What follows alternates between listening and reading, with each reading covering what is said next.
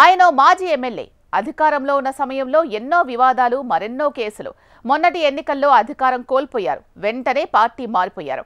అయినా నాటి వివాదాలు మాత్రం వీడటం లేదట. ఇప్పటికీ ఆయన్ను ఆ కేసులు వెంటాడుతూనే ఉన్నాయట. అయితే తనకు వ్యతిరేకంగా కుట్రలు చేస్తోంది సొంత కూటమి నేతలే అని తెలుసుకొని షాక్ అవుతున్నారట సదరు నేత. ఇప్పుడు ఈ మాజీ ఎమ్మెల్యే వ్యవహారం రాజకీయంగా సంచలనంగా మారుతోంది. ఇంతకీ ఎవరా మాజీ ఎమ్మెల్యే? ఏది నిజం? కిలారి రోషయ్య వైసీపీ మాజీ ఎమ్మెల్యే. 2024 ఎన్నికల అనంతరం ఆయన వైసీపీ నుంచి జనసేనలో చేరారు. గతంలో రోషయ్యపై నమోదైన భూ కబ్జా కేసు ఇప్పుడు వివాదాస్పదంగా మారుతోంది. అయితే ఈ కేసుపై రోషయ్య స్పష్టత ఇచ్చారు. తాను ఎలాంటి కబ్జాలకు పాల్పడలేదని తేల్చి చెప్పారు. తన పేరు మీద భూమి లేదని, తాను కేవలం లీజుదారుడినేనని చెప్పుకొచ్చారు. కాగా మాజీ ఎమ్మెల్యే రోషయ్య తమ భూమి కబ్జా చేశారంటూ దళిత మహిళ ఫిర్యాదు చేయటం కలకలం రేపింది. ఆరోపణలు చేయటమే కాకుండా కార్పొరేషన్లో అక్రమ కట్టడాలు చేస్తున్నారంటూ ఫిర్యాదులో పేర్కొన్నారు. బాధితురాలి ఫిర్యాదు మేరకు కార్పొరేషన్ అధికారుల ముందు ఇరు వర్గాలు విచారణకు హాజరయ్యాయి. కిలారి రోషయ్య 2013లో గుంటూరులో కేకేఆర్ పేరుతో థియేటర్ నిర్మాణం చేశారు. నిర్మాణం చేసిన స్థలాన్ని రోషయ్య లీజుకు తీసుకున్నారు. కాగా థియేటర్ స్థలం తనదంటూ గుమ్మడి రాజారావు హైకోర్టును ఆశ్రయించారు.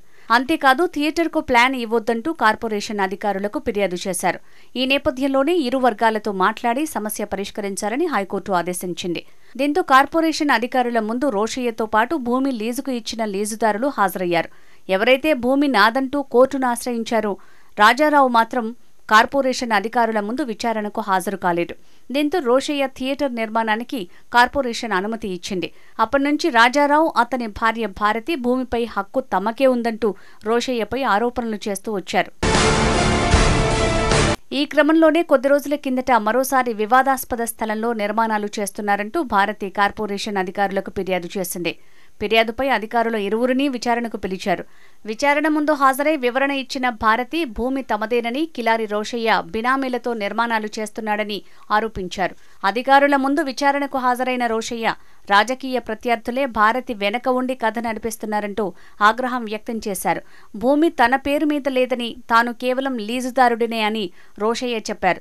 ఇప్పటికైనా బాధితులు కోర్టును ఆశ్రయించొచ్చని పేర్కొన్నారు. ఇదే విషయాన్ని కార్పొరేషన్ అధికారులకు స్పష్టం చేశానన్నారు రోషయ్య. అయితే ఇదంతా తన ప్రత్యర్థులు రాజకీయంగా ఎదుర్కోలేక ఇలా తప్పుడు ఆరోపణలు చేయిస్తున్నారని ఆయన ఆగ్రహం వ్యక్తం చేశారు. కిలారి రోషయ్య వైసీపీ ఎమ్మెల్యేగా ఉన్న సమయంలో టీడీపీ నేత నరేంద్రతో పొసిగేది కాదు. రెండు వర్గాలు ఒకరిపై మరొకరు ఆరోపణలు చేసుకునేవారు.